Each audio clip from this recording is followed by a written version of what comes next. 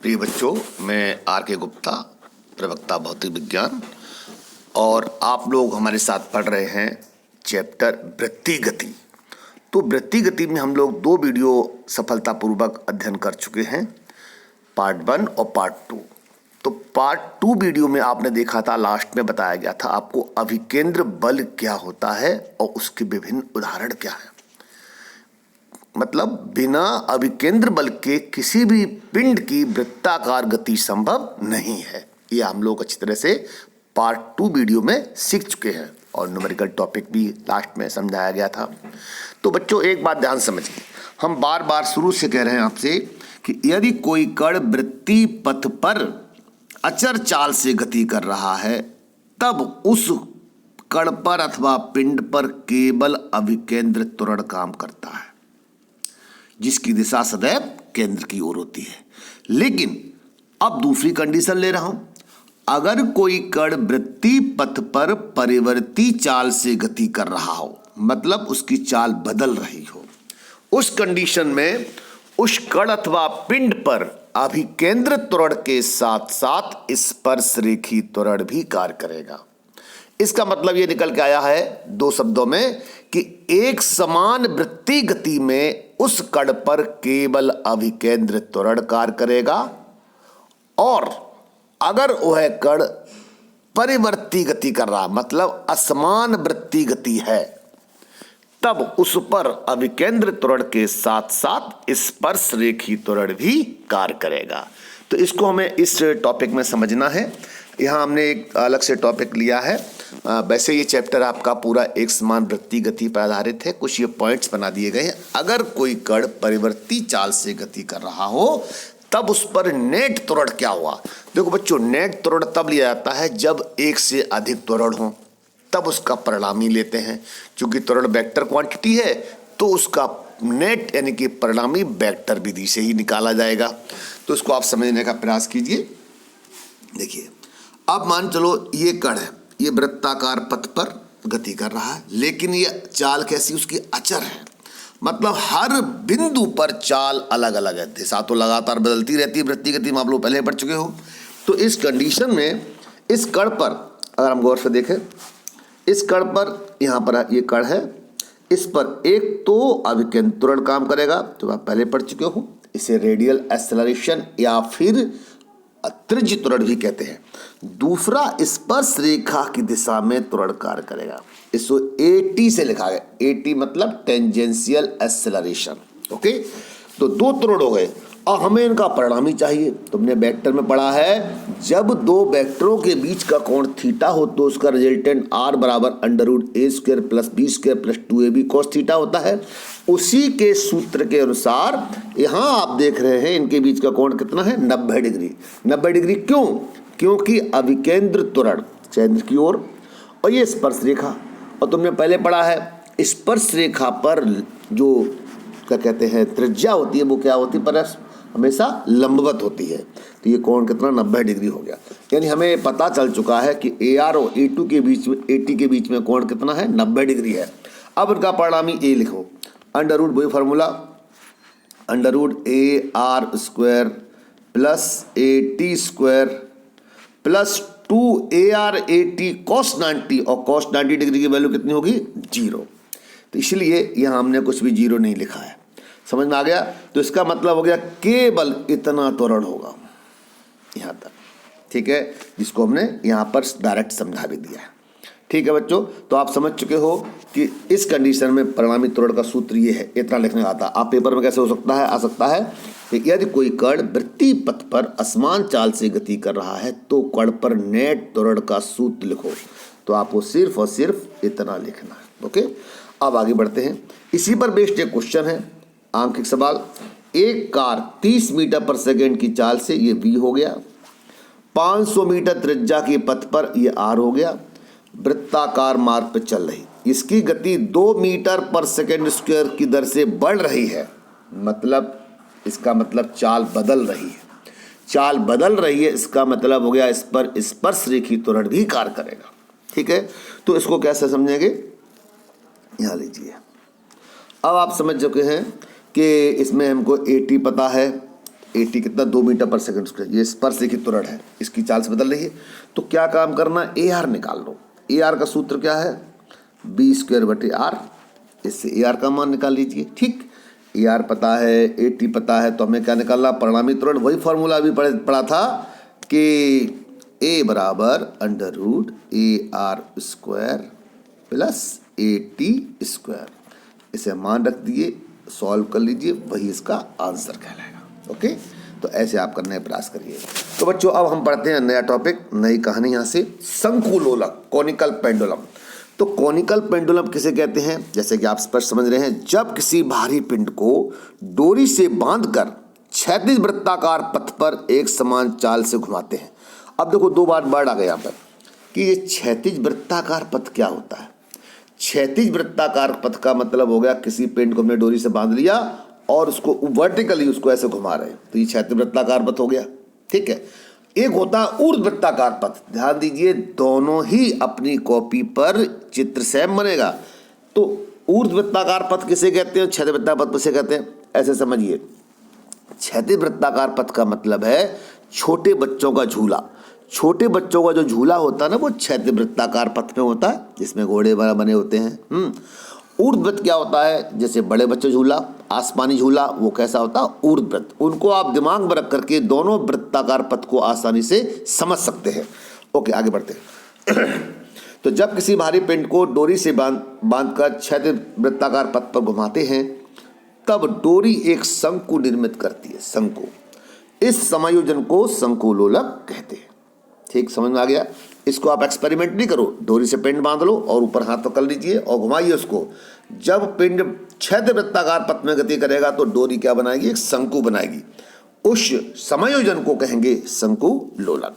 अगला टॉपिक आता है यहाँ पर। शंकुलोलक के लिए आवर्तकाल के लिए व्यंजक, आवर्तकाल कहो, परिक्रमण काल कहो, एक पूरा चक्कर लगाने में लगा समय कहो। देखो चित्त से समझने का प्रयास करेंगे।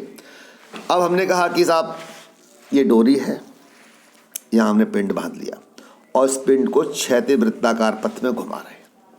ये डोरी ऊर्ध्वाधर से थीटा कोण बना रही है और डोरी में ये पिंड बंधा हुआ है। और ध्यान रहे, पिंड का भार सदैव डाउनवर्ड्स होता है और डोरी में तनाव हमेशा पिंड से दूर होता है। तनाव हमेशा पिंड से दूर होगा, tension always away from the body. इसकी धागे की लंबाई L है। तो टेंशन क्या है, बल है, वेक्टर क्वांटिटी है। ये थीटा, तो ये भी कितना थीटा, तो इसके कंपोनेंट कर लीजिए। भैया बताया था आपको, इस टी का कंपोनेंट करना है, जिधर बने कोण उधर घटक कॉस, इधर घटक कॉस हो जाएगा। दूसरा इसका परपेंडिकुलर घटक क्या हुआ, टी साइन थीटा हुआ। जैसे मैं बना रहा हूँ वैसे आप लोग पेन से बनाने का प्रयास करेंगे तो चित्र सीधा समझ आ जाएगा। ये टी साइन थीटा हो गया, टी कॉस थीटा, और ये टी साइन थीटा, ये कंपोनेंट बन चुके हैं। अब क्या काम करना है वो समझिए, मैं इसको एक्सप्लेन करता हूँ। माना m पिंड का द्रव्यमान है, ये रहा, L धागे की लंबाई है, T डोरी धागे में तनाव है, B धागे से बंधे पिंड का वेग है जो पिंड में आता, R क्षैतिज वृत्त की त्रिज्या है। ठीक है, देखो आगे बढ़ते हैं। मैंने बता चुका हूँ, धागा ऊर्ध्व से थीटा कोण बनाता है, धागे में उत्पन्न तनाव T का ऊर्ध्व घटक, ये रहा ऊर्ध्व घटक। मैं पहले बता चुका हूँ क्लास में कि ऊर्ध्व घटक साइन में भी हो सकता है, कॉस में भी हो सकता है। ये जरूरी नहीं कि ऊर्ध्व घटक केवल साइन में ही हो। ठीक है, इसको आपको समझना होगा। और ये टी कॉस थीटा जो है ना, जिस चित्र में देख रहे हो, ये भार को, नीचे भार है, ये भार को संतुलित करता है। ठीक, क्योंकि नीचे भार नीचे तरफ, ये ऊपर तरफ। और टी साइन थीटा जो दिख रहा, ये इस क्षैतिज वृत्ताकार पथ में केंद्र की ओर है। और तुम पढ़ चुके हो, जो बल केंद्र की ओर होते हैं वही अभिकेंद्री बल प्रदान करते हैं। केवल दो बातें सीखो कि इसके भार को बैलेंस किसने किया था, टी कॉस थीटा ने। तो हम कह सकते हैं कि टी कॉस थीटा बराबर mg, और ये केंद्र तरफ कौन लगा है, टी साइन थीटा। तो टी साइन थीटा क्या प्रोवाइड कर रहा, अभिकेंद्री बल। और अभिकेंद्री बल का सूत्र हम लोग पहले ड्राइव कर चुके हैं, mb²/r। मतलब टी साइन थीटा बराबर mb²/r। ठीक, ये दो पॉइंट बहुत ही इंपॉर्टेंट कि टी कॉस थीटा mg बराबर क्यों हो गया, क्योंकि एक कंपोनेंट, एक टी का कंपोनेंट टी कॉस थीटा भार को संतुलित करता है, दूसरा कंपोनेंट आवश्यक अभिकेंद्री बल प्रदान करता है। अब इस टी का कोई मतलब नहीं रहा। कंपोनेंट को यूज किया हमने।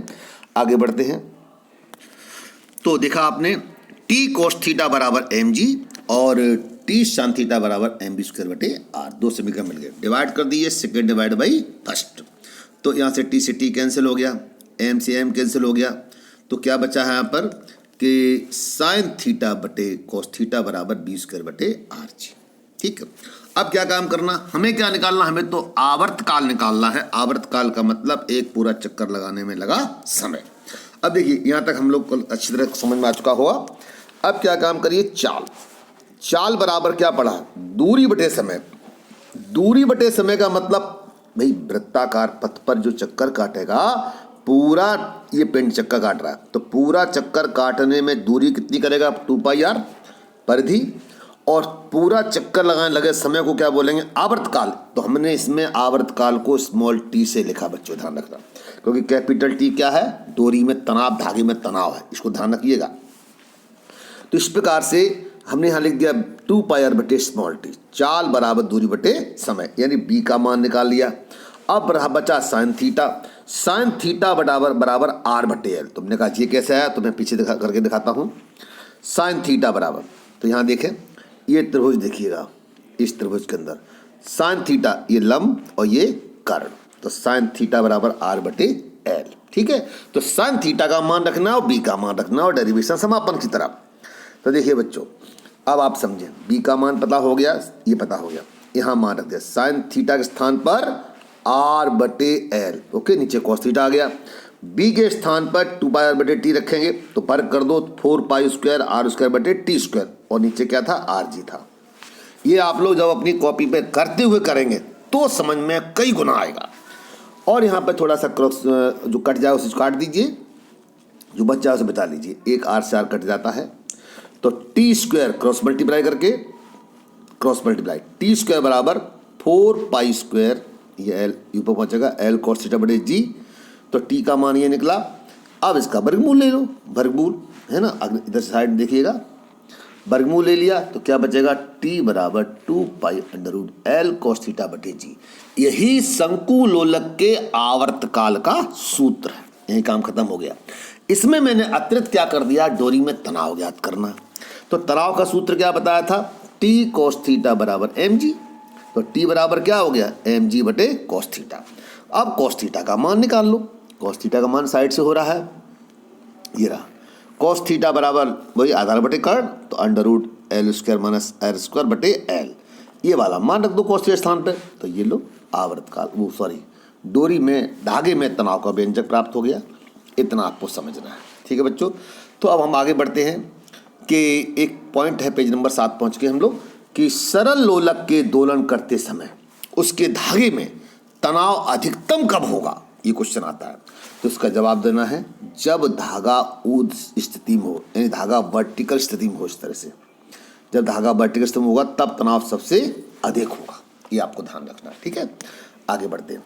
अब है अविकेंद्र बल के उदाहरण क्या। वैसे मैं उदाहरण बता चुका हूं, फिर भी यहाँ पर रिपीटेशन पॉइंट हो रहा है। नंबर 1, क्या किया हमने, इस पिंड, जैसे चित्र में देख रहे हैं, ये पिंड है और ये डोरी है, डोरी से बांध लिया और उसको हाथ से पकड़ के घुमा रहे हैं। ये क्षैतिज वृत्ताकार पथ में घूम रहा है, ठीक है, घूम रहा है। क्यों घूम रहा है, क्योंकि उसको अभिकेंद्री बल मिल रहा है। कहाँ से मिल रहा है, डोरी के तनाव बल से। जब तक आपकी ये डोरी तनी रहेगी, ये डोरी तनी रहेगी, तब तक ये पिंड वृत्ताकार पथ में घूमता रहेगा। जैसे ही आपने हाथ को ढीला कर दिया, डोरी लूज हो गई, ये तुरंत पिंड लटक जाएगा और वृत्ताकार पथ में नहीं घूम सकता। तो कहने का मतलब है, बार बार वही बात रिपीट हो रही है कि कोई पिंड वृत्ताकार पथ में तभी घूम सकता है जब उसको आवश्यक अभिकेंद्री बल प्राप्त होता रहेगा। तो समझिए, किसी हल्के पिंड को डोरी के सिरे से बांधकर क्षैतिज वृत्ताकार पथ पर घुमाने के लिए आवश्यक अभिकेंद्र बल डोरी के तनाव बल से प्राप्त होता है।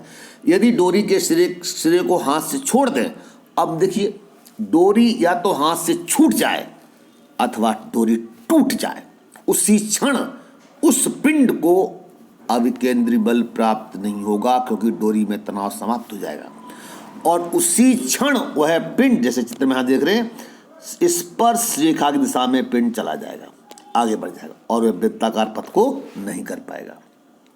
तो कहने का मतलब, डोरी के टूटने पर या डोरी के छूटने पर वह पिंड स्पर्श रेखा की दिशा में सीधा चला जाएगा। ठीक है, आगे बढ़ते हैं। कार का सड़क पर मुड़ना। देखिए, कोई भी वाहन हो, टू व्हीलर हो, फोर व्हीलर, कोई भी हो, जब वह मोड़ पर मुड़ता है तो उसका पथ वृत्ताकार हो जाता है। ठीक है, किसी कार को मोड़ पर मुड़ने के लिए आवश्यक अभिकेंद्री बल, बार बार एक बार यूज कर रहा हूँ, आवश्यक अभिकेंद्री बल उसके टायरों और सड़क के बीच घर्षण बल से प्राप्त होता है। यदि टायर घिसे हैं अथवा सड़क गीली है तो घर्षण बल कम हो जाता है। यदि यह इतना कम हो जाए कि आवश्यक अभिकेंद्री बल प्रोवाइड न कर सके तो कार मुड़ने के बजाय फिसलने लगती है। ठीक है, बहुत आसानी से समझ गए होंगे। आगे बढ़ते हैं। देखिए भाई, अब क्या है, साइकिल सवार का मोड़ पर मुड़ते समय अपने शरीर को साइकिल सहज झुका लेना। अक्सर हम दोनों प्रैक्टिकल कर चुके हैं लोग कि जब हम किसी मोड़ पर मुड़ते हैं तो अपने आप को झुका लेते हैं और स्पीडली उस मोड़ को मोड़ जाते हैं। देखिए, एक तो स्पीड बढ़ा दी, अपने झुका दिया। झुकाने से क्या होता है, देखिए होता क्या है, तुम पहले पढ़ चुके हो। अब केंद्र बल कहाँ से मिल रहा, टायर और सड़क के घर्षण बल से, और झुकाने से हमें अतिरिक्त अब केंद्र बल मिल जाता है, जिससे हम आसानी से उस मोड़ को पार कर जाते हैं। जैसे कि हम चित्र में समझ रहे हैं, ये साइकिल सवार है और ये जी क्या है, इसका सेंटर ऑफ ग्रेविटी है, गुरुत्व केंद्र, जहां पर साइकिल सहित सवार का भार काम करता है। भार हमेशा नीचे तरफ होता है।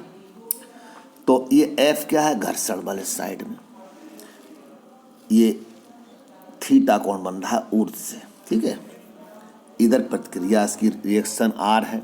ठीक है, तो एम साइकिल सहित सवार का द्रव्यमान, इसमें साइकिल का भी द्रव्यमान है, सवार का भी द्रव्यमान है। बी साइकिल की चाल, आर त्रिज्या है।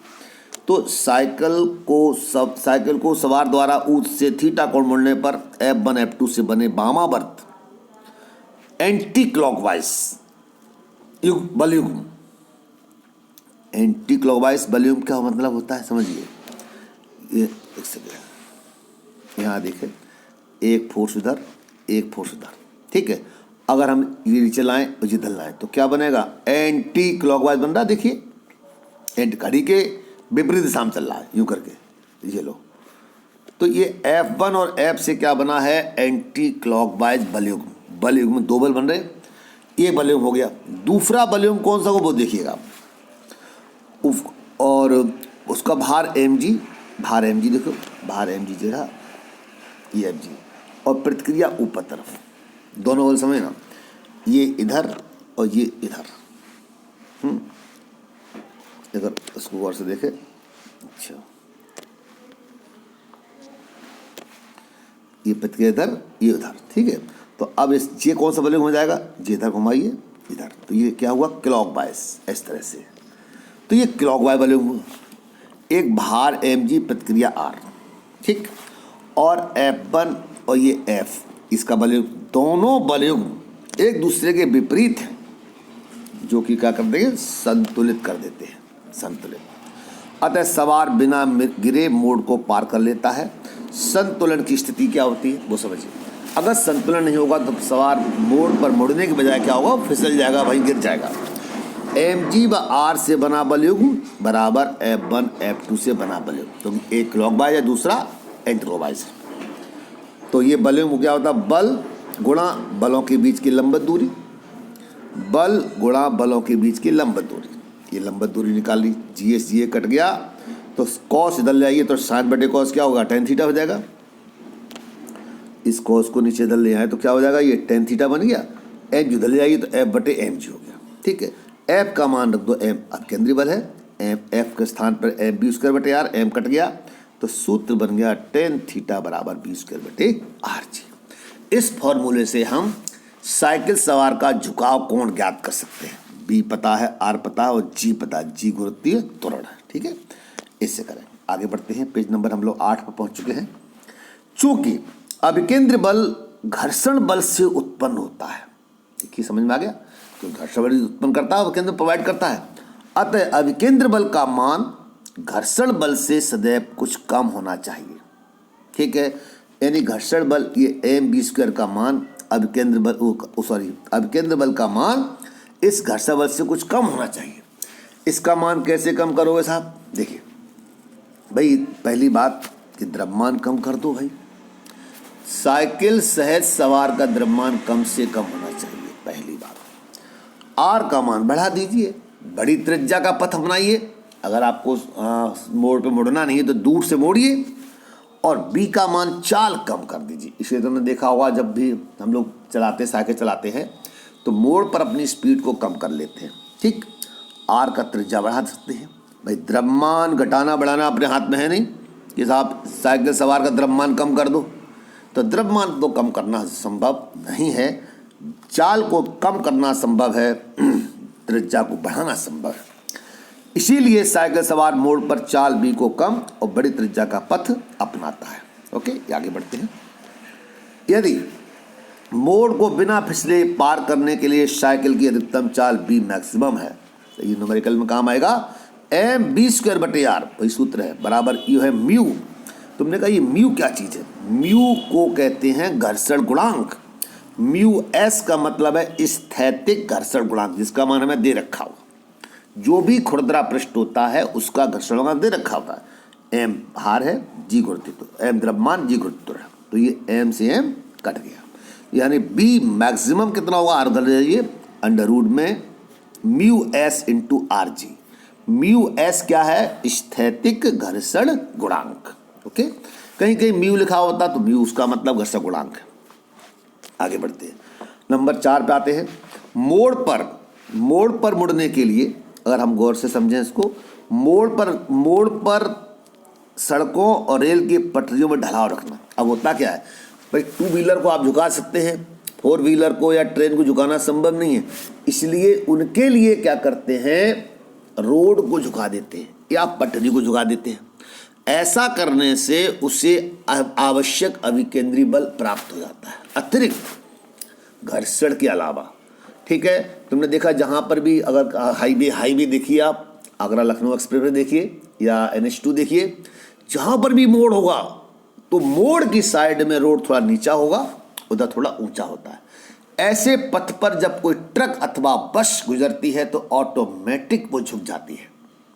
झुकने से क्या होगा, अब उसे अभिकेंद्री बल एक्स्ट्रा प्राप्त हो जाता है, जिससे टायर कम घिसते हैं और लंबी समय चलते हैं।